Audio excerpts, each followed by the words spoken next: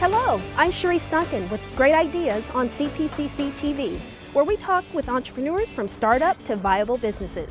I have my solar energy, and I'm going to go talk to Suzanne Wilkerson with Avert Energy.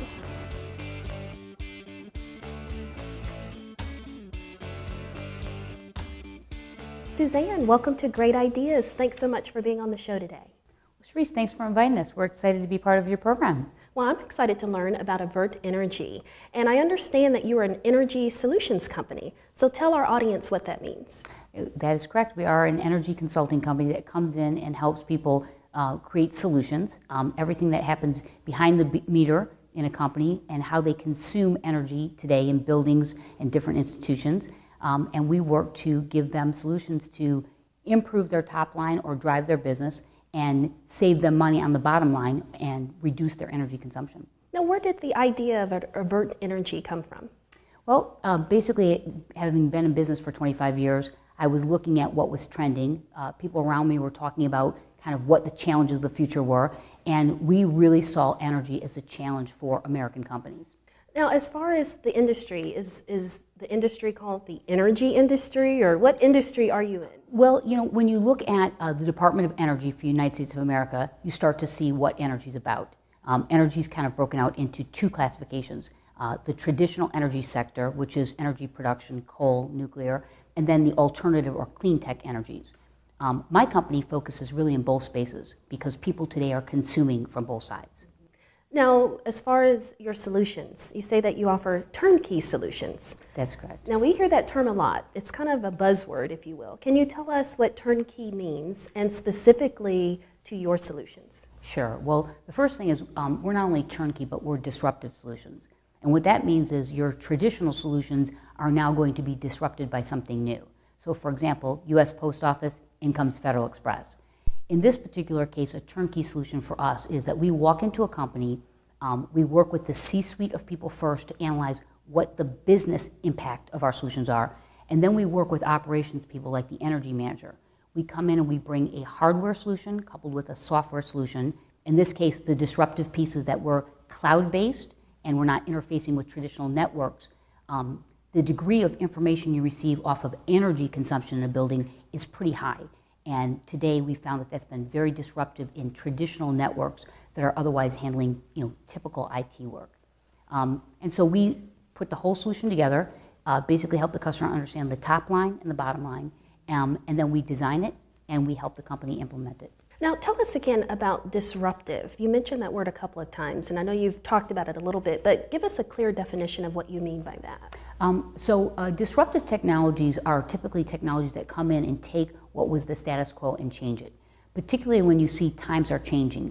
When I worked at Oracle, there was an operating system called Linux, and it was able to come in and work much quicker than the traditional operating systems, and that really changed the way data centers were managed, and that started around 2000. But throughout history, for example, you saw Federal Express as a solution. That disrupted the U.S. Post Office and some of the global postal systems. So typically, when you see mature businesses, disruptive technologies or solutions come in, and they change how things are done. They change the price points. They change possibly the speed to delivery. And so we've introduced this cloud-based energy efficiency hardware-software solution with a total turnkey, meaning we come in from day one, look at the business objectives, look at the energy consumption, implement the system, and give them measurable results year over year. And I know you and I talked before the show a little bit about strategic partnerships and how important that is for small business owners. So talk to us a little bit about your strategic alliances, like you mentioned, to get the work done and do a quality job. Well, part of our initial research, when we looked at the competitors in the marketplace and what was happening in energy, is we quickly realized that there were a few firms that were really well established and had high reputations. We came in with Optima Engineering. They built one of the first platinum LEED certified buildings in North Carolina. They are energy experts and are really accredited. So we ended up meeting the owner, Keith Pale, and signing a legal binding strategic alliance agreement for delivery of our solution. Then we also found a second company who has really co-created the hardware and software and cloud solution with us, Livingston and Haven. And they're a third generation company, also very accredited. So those two relationships really brought credibility to our organization, helped us bring that deep expertise where we were drawing more from our business relationships. They were able to help us create the right solutions, tried and true things, and yet still bring in disruptive technology because they understood the baseline. And it sounds like, you have to have a team of people that are not only qualified and have the skill sets, but I think that are really interested in what you're doing and interested in the industry. Have you been successful in finding good team members? Oh, absolutely. I would definitely say this is a passion-based business. It's not something that you can do if you really just don't have the drive. The other thing that we found when we're looking at business, because of our tenure, is values are very, very important. So integrity, how you go about getting things done, because there's more than one way to find a solution. But when you really think about an industry phase that we faced every day, the triple bottom line, people, planets, and profits. Keeping those three things in balance is really important. We want companies to be happy, we want the people working in those companies to be happy, and we want the planet to stay good. Have you worked in this industry before? Did it just intrigue you? Well, it's a very good question. So after 20 plus years in the corporate world, I've always had a passion around energy, renewable energy, sustainability, recycling, green. I was born and raised in Canada. I think it came from the genes, yes. And I've always had a passion around that. And I wanted to eventually. I didn't know what it was. But I want to eventually get into green, and this opportunity with Avert came about. Suzanne's and her values and some of the ways that the company goes to market was exactly what I wanted to. So I was able to tie my business experience with the passion that I've had in this company, which is wonderful. So we all bring something to the company, different skill sets and so on. My background being process, change management, obviously Six Sigma. I tend to be the guy that handles the operational side of the house, or project plans, or how to go to market with our DMAIC methodology.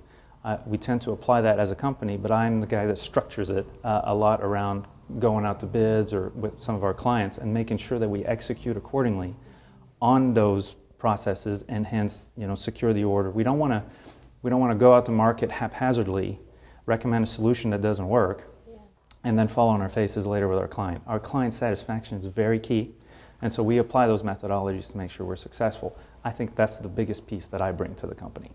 How did you find CPCC Institute for Entrepreneurship? Well, we came out and we were looking at obviously starting a company, and it's kind of tough when you're at a later stage in life, yes. And you say, okay, well, where's the beginning and where's the middle and where's the end? So we actually saw an advertisement for the Kauffman Institute, and it was being deployed by CPCC. And we went into this program called the Fast Track. They basically took a year's curriculum and distilled it down to 6 weeks. And that was really a good solution for us because we didn't have time to go back to school per se.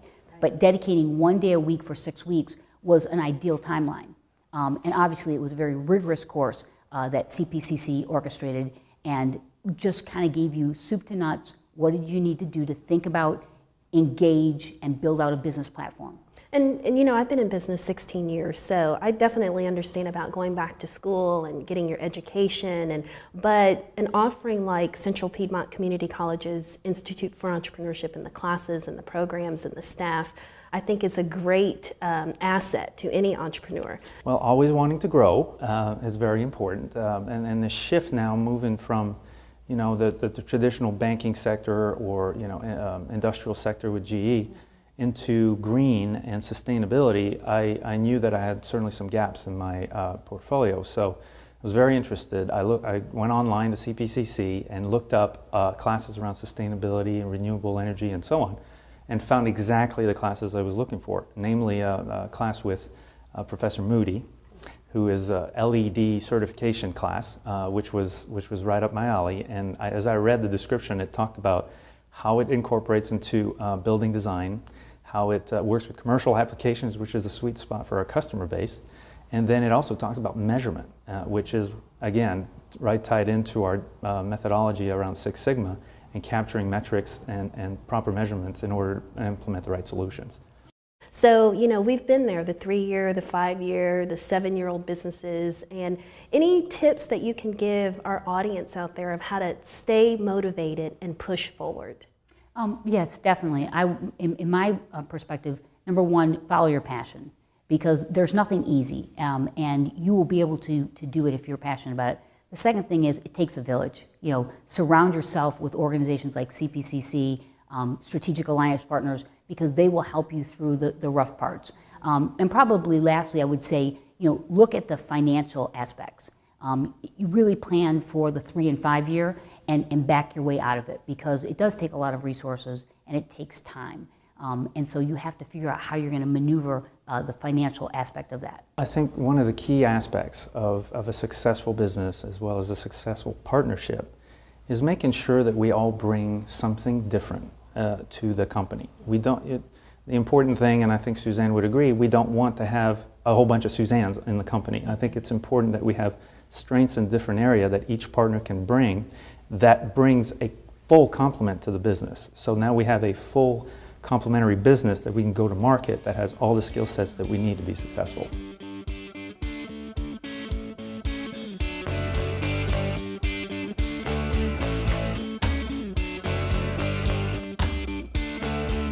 That energy lesson was great. Suzanne and her team were wonderful. Now I'm going to go speak with Duran Rathod of DR Construction, Inc. We're actually meeting him at his home, which was his first construction project.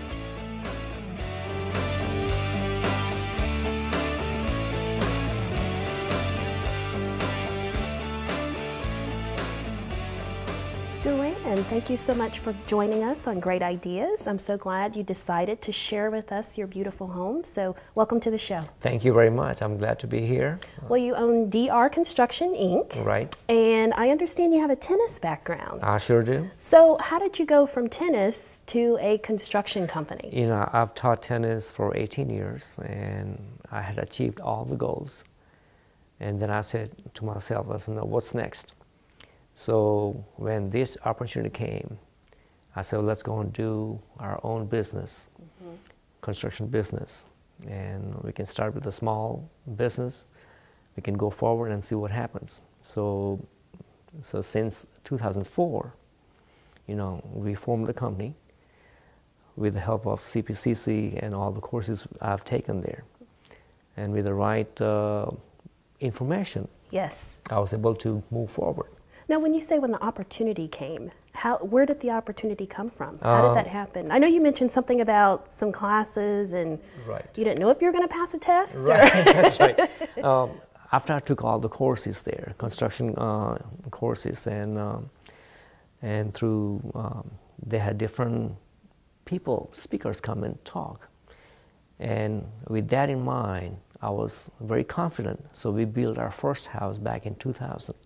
The one we are in right now. And with that in mind, I felt pretty good. Then I took my commercial building course exam so I could be a general contractor. And I passed the test. So with that in mind, I said, well, this is the right time to move forward. And let's go and jump into having your own company. That's how I got started. Wonderful. So now we hear the rumors about the construction industry. It's up, it's down, it's out. Yes, yes. So tell me, how is the industry doing specifically to what you do? You know, I used to really look at the new construction with the clients. But now as the industry has changed because of the market, so now we are focusing on renovations, remodeling, additions to the house, because the homeowners are not moving out and they're staying. They're staying. Staying So you do residential? Yes, I do both, commercial and residential. But lately I've been doing more residential. That's the way it has come to me. So I've been working on towards renovations, rehab, additions, remodeling, kitchen or bathroom. Well, and that's smart, because most people think, okay, what I'm doing now is not working, so I'm going to stop and go work for corporate America. Right. I mean, but you were smart to say, okay, they're staying, so let me do some remodel and renovations. Right. That's why, you know, I changed my strategy. Instead of going to new construction and trying to work toward the higher end, so let me kind of back off and start with the homeowners, what they want in the house. So with that in mind, I picked out the target The right target is the renovations, additions, rehab, that kind of stuff. And so I've been marketing that in that direction, and it has worked so far. Mm-hmm. And, you know, running a tennis program, you know, that's a lot of work. It's a lot of fun, too. So did that help you when you first started your business and planning and organizing? And, you know, we always talk about the business side of the business. Right, right. Because when you run your own show at a tennis complex or at the country club level, and you're in charge of the whole department, that means you got to be dedicated. You have to have a work ethics and the right attitude, and make sure that you have the right personnel with that department. So all those things help me to move forward with my business. Mm-hmm. And I have applied the same qualities from my tennis career to construction. Now, do you still play tennis? I sure do. I was going to say, because as an entrepreneur, you need that outlet. Yes. You know, so you found the balance, because we all have passions, yes. and then we move from one passion to starting a business. Right. You know, that balance. Right. You know, we don't necessarily have it. So have you been able to keep the balance and yes. maintain your sanity? I sure do, because I always go out there at the parks and play, and meet more people, and few high schools have called me to teach their program. It's like a two months program, so that's fine. You know, I can have that in the afternoon and talk to more people and what they do. And passion is to teach the young kids. Yeah. So that's a good thing. Well, and it's a way for you, like you said, to stay connected to the community. Right. So it's connections for DR Construction. That is correct. That is correct. So what about marketing and sales? How are you doing or getting your name out there, especially with what people say about the construction industry? Right. I've got my own website, Facebook, LinkedIn. All those pages are there. You're social networking? Yes, I am. That's good. With the core class I took at CPCC, that has gone into more depth, what we want to do to achieve our goals. Mm-hmm. So I've been following that format. So I was able to get the website started, and Facebook and the LinkedIn and the YouTube. So I'm getting in that mainstream. Yeah, you're on YouTube? Well, we will be shortly. So what do you have plans for YouTube? Are you going to be demonstrating your homes and the way that you construct the homes and renovate? Right, behind the scenes, what happens and how the things work, mm-hmm. and give them some tidbits, what to do, what not to do during the winter months or the summer months, you know, how things work in the house. So we can give those kind of tips on YouTube and let people know how things work. Now, explain to us how involved you are with the actual renovation and construction, because you do own the company, so I know sometimes you have to separate yourself. So how much work do you do on projects versus managing the projects? I think it's like 50-50, because I'm on the job site. I'm on hands-on contractor. So if something doesn't look right to me, I will go and fix it. Mm-hmm. Even though we have subcontractors working at the job site, and I always go behind them, see how they're doing. So I'm on site almost every day. At the same time, when I see that job is done right, then I kind of back off and start doing my management area. Mm-hmm. So it's like a 50-50 proposition. Have you found that has worked for you? Because I know some construction companies, when I talk to their owners, you know, they spend too much time on the site because they love it so much. So it sounds like it's working for you. I think it is working, yeah, and I think I want to keep it that way. Mm-hmm. The main thing is to get the right people working with you along the side and have the same vision what you have for your company, which is more detailed work and quality. So that's where I emphasize on. They have to understand the beauty of what you do. Right, yes. So how do you find good people? Just networking, trying to find the right people through the other contacts. And once you learn, you know what not to get and what to have on your team. So it takes time, but you know, so I think it's working right now. So sometimes you've hired people and they didn't work out, but like you said, it's a lesson learned. Right, lesson learned. You still go through the motions, though. I sure do. Yes, yes. And then as a company, as a project manager, it's you. That's the bottom line. So I want to make sure that I hire the right people to do the right job. Now you mentioned CPCC, Institute for Entrepreneurship. Right. So talk to me about some of the skill sets that maybe you were lacking and you were able to utilize CPCC to help you achieve those skills. Being a hands-on guy, I love construction. That's my in the background. So I learned the safety part from Construction Institute. Safety and the tools, how to use them, what the methods are, how to build projects. And with that in mind, I was able to fully comprehend what they were telling me in the courses. So I was able to employ all those practices into really projects. So, I mean, that's the bottom line. You have to learn all those things from CPCC and get that knowledge into practical way doing things. And you did attend the CORE program. Yes. And you say you still read your manuals. So you mentioned strategy and being more focused. So you're still utilizing the curriculum from the class, and how has it helped you with planning and organizing your business? It is an in-depth class. It has really helped me. So I've been following that curriculum from the get-go. And even though it's in-depth, I'm following the right chapters along the way, and it has helped. I can see the results, so I'm very optimistic that if you follow that curriculum, it will pay dividends down the road. Well, and I mean, I'm looking around in your home, and I can definitely see the result. This is beautiful. Thank you. So this was one of your first projects, right? This was our first project. It was from ground up. And I was a general contractor. And when you say ground up, you mean like there was nothing here? Nothing here, just the bare ground. And then we opened up and cleaned the trees and the lot the way we want to keep it. And from the ground up means footings, foundation, up to the dried in phase. And after that I moved in, I did all the work inside, mainly the floors, then the trim and the tile work.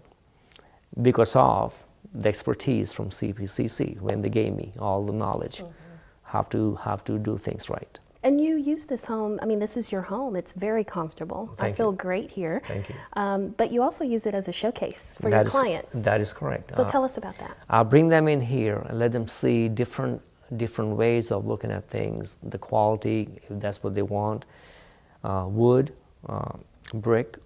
It's beautiful. Yeah, so they can pick and choose what they like. And once they know that I go beyond just the basic code of the city, then they understand, hey, this is a well-built house. So with that in mind, I'll bring them here, let them see the product. Well, and I think that's great. Most entrepreneurs don't want people to come to their Yes. come to their homes and their home office. So that just shows how much pride you have in your work and how how well you construct homes. Yes, yes. So let's leave our audience with 3 tips. Okay. Especially those who are in the construction industry and they're not adapting to change. So what 3 things can you tell them to focus on if they want to maintain their business and move forward? Loyalty to the customer, number 1. Number 2 is dedication. You have to wear different hats at this time in your business. And number 3, listen to your homeowners, what they're saying, what they want. And if you look at the trend that they are moving toward lots of renovations and additions and remodeling, so that's where the things are moving. So you pay attention to the homeowner and the clients, what they want. And that's probably one of the things I've learned.